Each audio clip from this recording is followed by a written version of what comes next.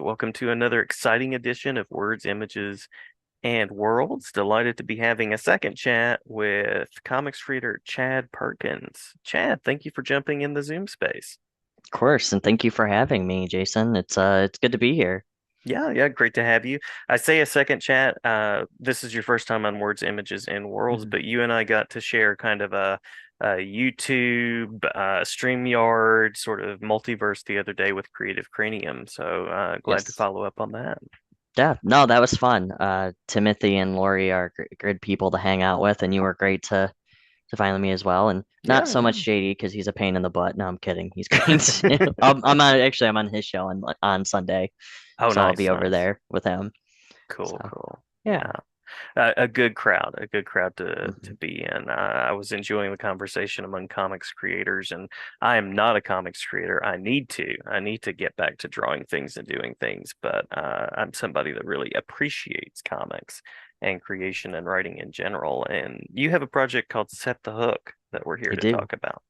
I do. Yeah. Yes. Yeah. Now, this is not your first project. This is not your first foray into Kickstarter and comics creating.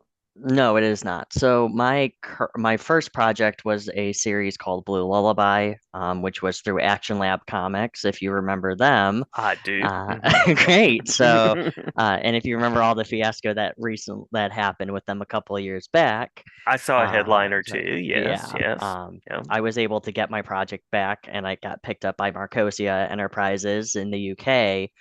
So that was now that one is out in the wild on Amazon. And then my other Kickstarter project, which is sort of in development hell at the moment, just because my artist had like a child and there's like a couple of other personal things that are going on, was The Yeah. Legend of Sparkle Dog, which is the Mhm. book that is the game of chicken, is what we like to call that book. And now my third book that is currently on Kickstarter is Set the Hook, which is about a man who's very angry at a fish.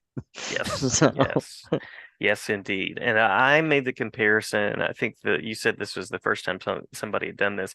Kind of a creature meets Black Lagoon, or creature from the Black Lagoon meets kind of the creative art style there. It's almost like a comic strip art style mhm. that's there, which I really like. Thank you. So I don't know if that's a fair comparison or a fair alignment.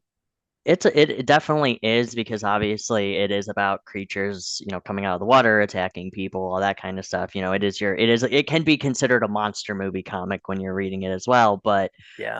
I've got the comparison of Hellblazer, John Constantine meets Moby Dick, Oh, nice, nice. meets I like that. yeah, or Dirty Harry was somebody else said, and Sterling Archer because of how Otis is. So there, but you were the first one. I was like, oh, Creature from the Black Lagoon. That's a new one, and that's pretty interesting that you bring it up because I can see that too. Yeah. With the whole big monster coming out of the water and scaring the crap out of people. So at least the first issue, the next issues after that don't really have that feel to them. They are more of a Ah, noir feel. okay, cool, cool. But definitely the first issue. I'm like, oh yeah, Creature from the Black Lagoon. I could definitely give that. And yes, for the comic strip style with Tim Spavero, he was he does that very poppy. I compare him sort of to the more of a more cartoony Mike Allred, where it's Uh-huh, very uh-huh. bright, very poppy, very colorful. But yes, he does do more of a cartoon strip style book. And it's funny that you mentioned that because at first I was worried about when I um, brought him on the project with that style because his wife actually did the art for Blue Lullaby. So that's Uh-huh. how I know Tim, and him and I have been talking about doing a project together. And I'm like, hey, you want to do this one? And but it ended up working really well for the story and also Yeah. like just how vibrant this world is. So Yeah, I think it makes it look really unique and to try to imagine it, in some other style. I don't know. There's just a combination there of like the science fiction noir cartoon, which I think, yeah, just kind of makes it stand out for sure. thank you. Yeah, when Yeah. I first with the art style originally, I was imagining it as more like Rob Guillory's Chew or Hmm, like his hmm. art style. And then I had C. Michael Lanning do a couple of styles where Otis looked very similar to J.K. Simmons. Um, hmm so there was a lot of different playing for it, but I think Tim Spavero's artwork has definitely went above and beyond the expectation. So Yeah, yeah. I enjoyed reading the first issue, and this is a multiple issue arc. Is that sort of the creative vision that you have for it? yes, the first arc is 4 issues. Hmm It is self-contained. So if you don't, I do have plans for a second arc as well, but if you decide not to read that, there's no real going to be real. There's going to be some correlation to it, but you can still pick up the second arc without having to read the first arc too. So this first story is very self-contained. Nice, nice. But Now here we are a bit into the interview, and I've not done the thing that I know that I and Lori Calcaterra both enjoy, and that is the origins question. So oh, we've sure. done some, yeah, we've done some talking about action figures and comics, and things like that. I'm curious what connected you with comics and storytelling. Oh man. Okay, so I've always been a fan of superheroes. When I hmm was younger, my mom got us the old, and like we were talking before, like the old JLA figures, the old Kingdom Come figures. Dead Man, the Kingdom Come figure was one of my first. And I thought those were all knockoffs of original other superheroes or like the actual, DC universe, because I thought the JLA was like a fake, bootleg because I was like 6. But the storytelling aspect didn't start hitting me until um, 2011 when I walked into a comic book shop because my brother decided to say, "Hey, Chad, have you ever heard of HeroClix?" And I'm like, "No, what is that?" And he's like, "Oh, it's like mini little superhero figures, and you use them to fight." And when I got into that, and then I decided to pick up a book by Brian Michael Bendis, Moon Knight hmm run, hmm because I was like, "Oh, that character's kind of cool. Who's that?" Yeah. And that's when I started to get more into the Marvel DC world of comics. However, when it came to the true origin story, it wasn't until I started working there as like a small part-time job, uh, was I picked up on a rainy day Why the Last Man and uh, John Layman and Rob Guillory's Chew. And that's when I hmm learned with comics is they can be anything you want them to be when it comes to storytelling. Um, it can be, I mean, there's entire comic strips out there. Nate Pyle, which is one of my favorites, he does, Strange Planet, which is just humans are hmm weird, and hmm you know, there's even Megan Mogg and just all these other different styles. And I was like, man, comics can do anything. Yeah. And Yeah. that's what really got me hooked on it. So I've always tried to find the weirdest stuff out there or like what can be considered a comic. Yeah. Yeah. So I mean, I even have Terminally Illin, which is about a girl, Alice in Wonderland adventure during chemotherapy. Mm, Uh, mhm, and that one's crazy and it's funny because, well, she's the writer was diagnosed with cancer and it's her experience going through chemo, and mhm. it's really funny. It's like an Alice in Wonderland style trip. So that's what I was like, oh, comics to be everything. That's what started captivating me with the storytelling of comics. So, Love that, love that. Yeah, but you're talking about comics doing anything you want, which is one of the themes of the show. That we do a lot of different themes, but mhm. that's definitely one of them. And so taking genres like science fiction, creature, and noir, and kind of playing with those mixtures. And what was that like in working on Set the Hook? Well, with this one, it was supernatural noir. hmm Um, hmm and yeah, that was so the thing with working with supernatural noir is I love Hellblazer. Yeah. And I think that that's one of the biggest things with Hellblazer is the story itself has to be convincing. And if what I'm trying to say is with a supernatural story, you can literally say this person died because of a dimensional being creature ripped them apart, but they actually did it for revenge, and it sounds insane, and you have to make that convincing.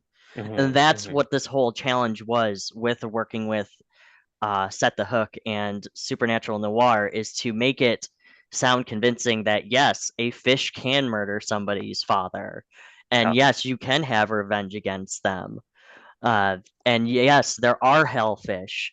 And there is a whole story about that too, as to why hell or there are fish that walk among us and creatures that walk among us, and they're all aquatics. Mhm. And that does is briefly that is mentioned in a fanfic one of my Aaron Dowan worked on, and then the second arc it'll explain it too. But that's probably the most fun and the most challenging thing it has been with trying to blend those two genres together. Plus, I can make up any weapons or anything that I want to defeat these creatures.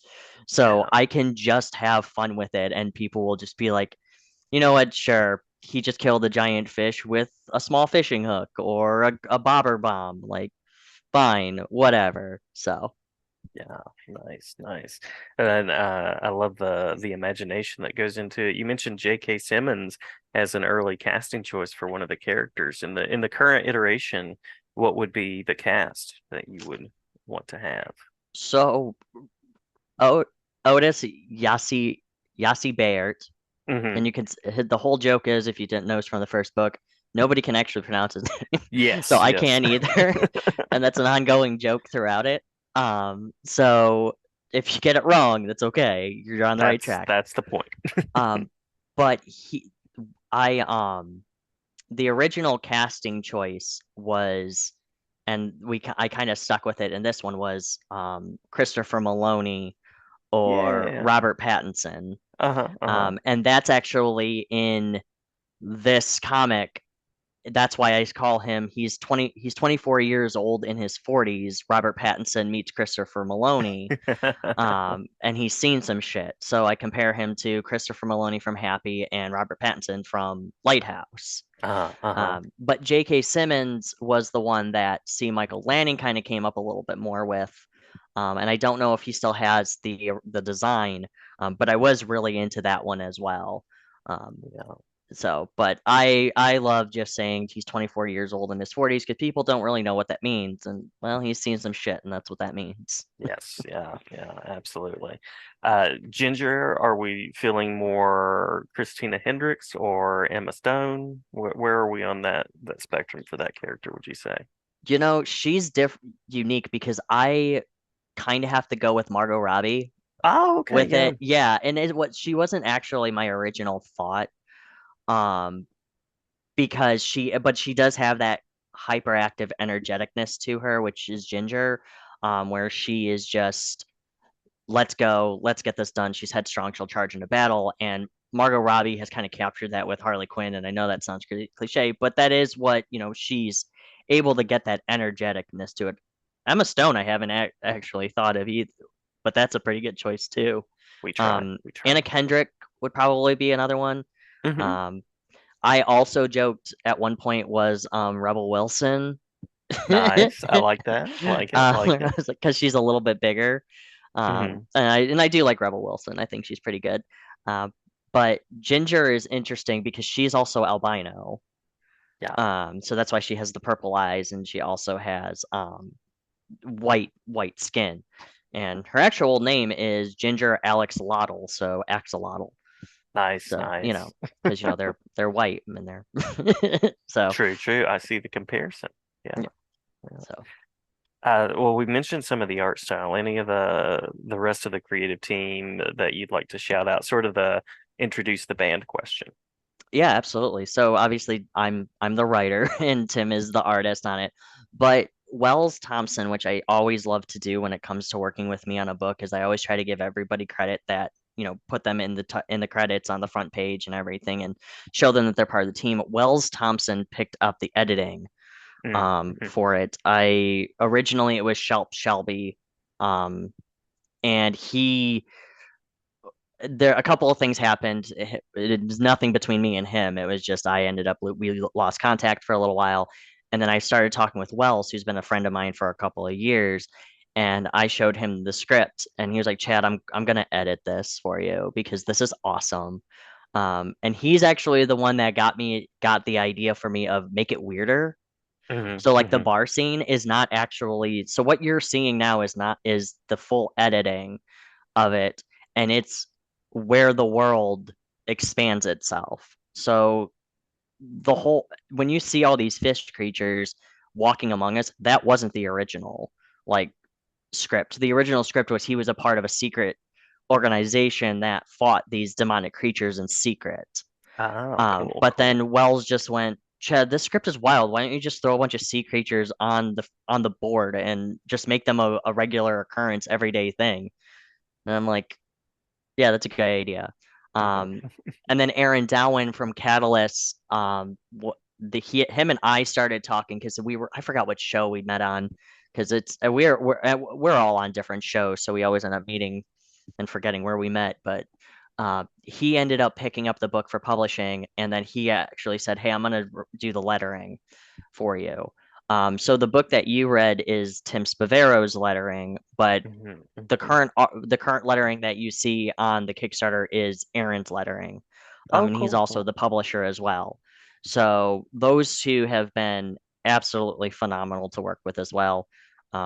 If you ever need a script edited, I do recommend Wells because he's incredibly patient. He gives you a lot of beats and things to consider. So he's not a spell checker, like Uh-huh. just a spell checker. He's a story reader. He's consistent. It's always great. So Cool, yeah. cool, cool. Yeah. I have a loneliness question and then a collaboration question. So first is the loneliness, which is the sort of that writing that first draft. Any particular processes, things that you like to do as a writer? Well, what really enjoy as a loneliness thing is sit outside and question my life, Yes, and drink yes. heavily. But on another note, for when it comes to creative processing, usually what I like doing is I usually will throw up some nice light music like jazz or something, even though I'm a huge death metal guy. When Hmm. it comes to writing, I'll either write at night, so right before bed, or what I'll do is I'll get out my laptop, I'll sit on the couch, and I'll just write. Hmm. Um, this story kind of was a little bit more of a unique development because I love fishing. So I ended up instead of trying to come up with an idea of something that I'm not familiar with, I kind of put my own hobby into this book. So that was probably the biggest creative process when working with this book, and it actually helped me develop some other books that I'm working on as well. Nice, Because I nice. realized that with your hobbies, kind of like playing with action figures, you can create a lot more stuff when you're actually passionate about whatever you're writing about. Absolutely. Which is Yeah. it sounds like common sense, but it's sometimes it's like it takes people a moment to really understand that, you know? Hmm. Like, hey, you have to be happy with what you're writing. Um, but set the hook for me, I actually came up with the idea while sitting at work thinking about fishing, and my brain with the process went, God, I can't wait till I go fishing. You know, I kind of want to read a Hellblazer book. I have that right red hand with me. I could read that. What if somebody's dad was murdered by a fish? Can I do? And it was like this weird tangent that happened in my mind, and I'm like, no, I'm onto something. I think I'm gonna Hmm. do this. Hmm. So I ended up doing it. Nice, nice. The first method you were talking about there, sitting outside, questioning your life, drinking heavily, I think that's called the Hemingway method. I think that's what that is of creative Oh, oh, processing. I think that's oh, right. okay, perfect. Then I'm on the right Yes, track. yes, Great. yes, absolutely, absolutely. So now the collaboration question, when you bring your story out from the basement or the attic and you Mhm. start to kind of process it with a creative team, what is that like for you? You want to do this book? So for me, I kind of shop it. First, I show it to a couple of close buddies to me, like C. Michael Lanning and Tim Spavero and them, and I see if they are interested in it or they're available. Um, but usually for me, I'm picky. Like when it comes to working with different people, Yeah, they have to show that they're actually interested in the book and dedicated, and they can meet their like deadlines. And I'm pretty flexible to work with as well. But if you don't give me something and it's been like 3 months, which I'm kind of in that boat right anyway. yes, yes, So, yes. yeah, so but I I tend to show that to people who I know can get the job done or who would be interested in this book. Like Tim Spavero, when I was showing it to him, he's like, Chad, I love aquatics.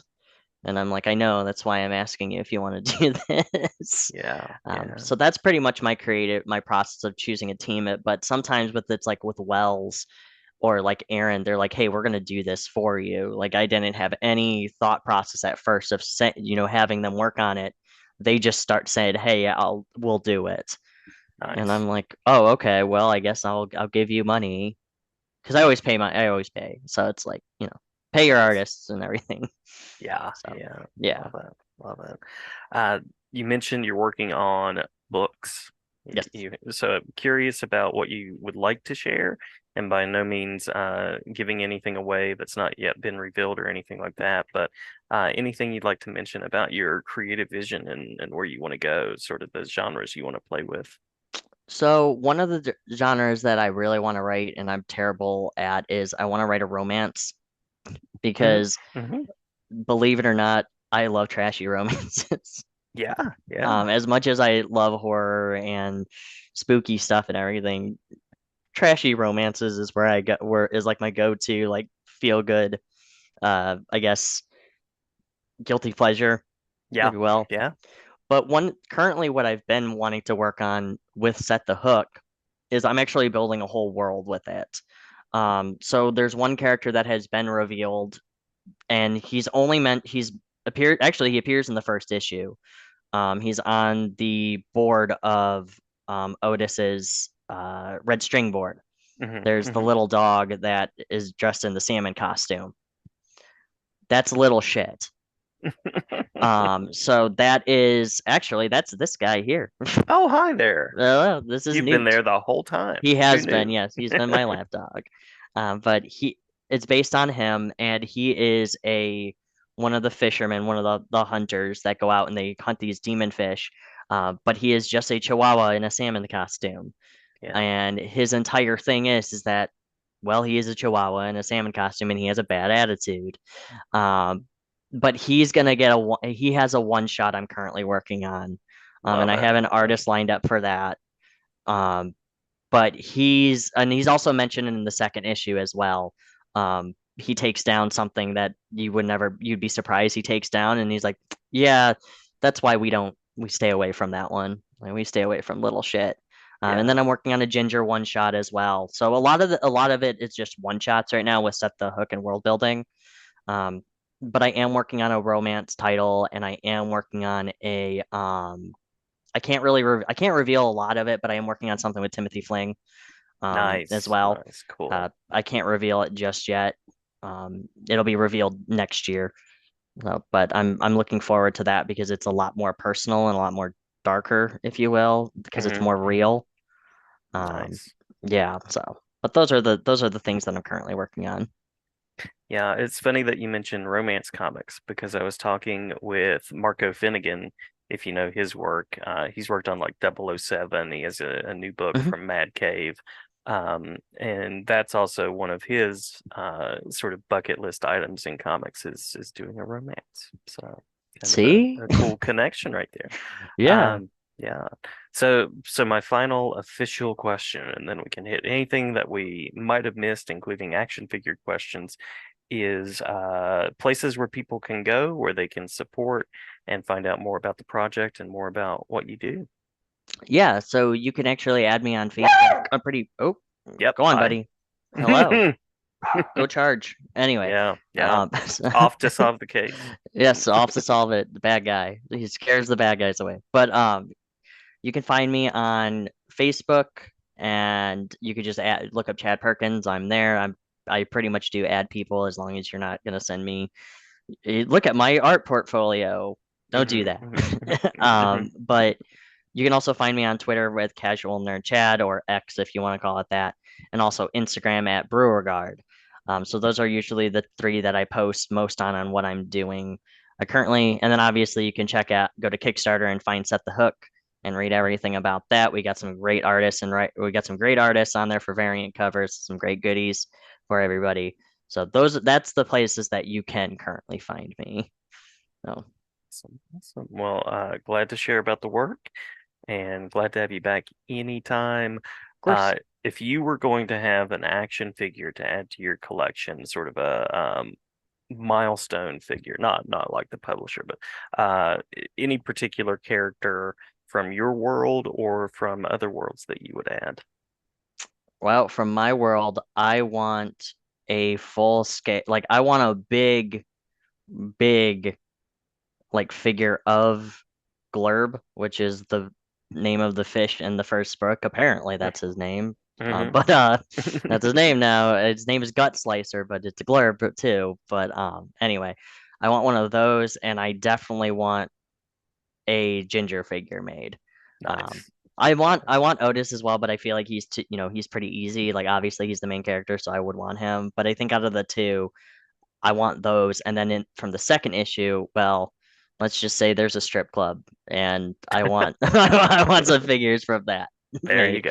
There you But out of out of everybody else's, I want Stephen Prince to make a Monster Matador figure. go. Yeah, Yeah, yeah, I that would think be he's cool. done. I'm pretty sure. I mean, you know Steven, right?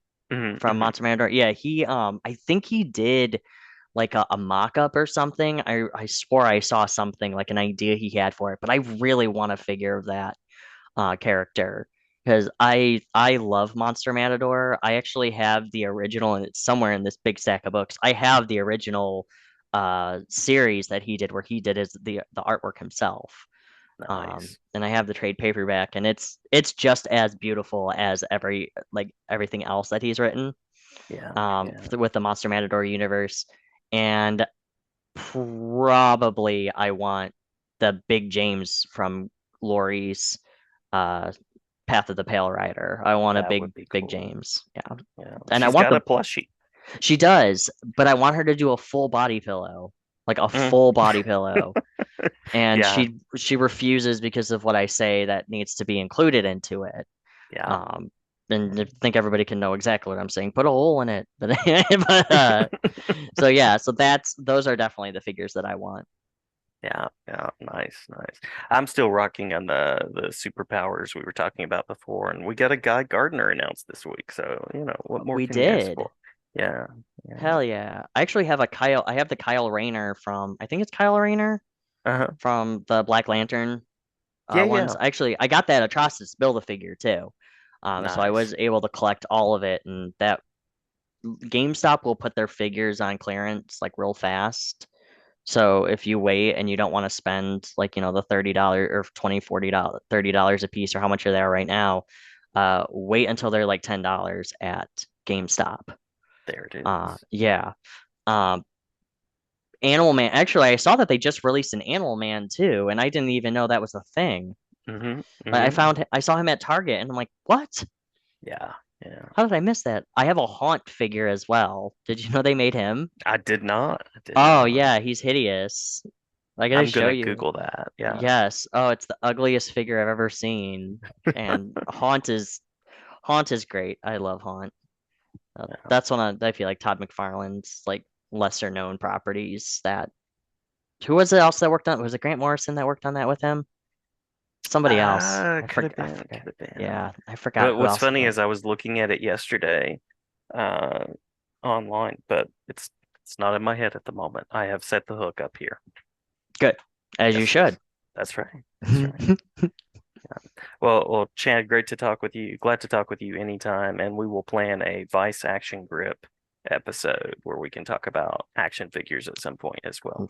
That would be awesome because I can show you my All Might as well. That's right. That's right. Very cool. Very cool. Yeah. Yeah. So, Thanks so well, much.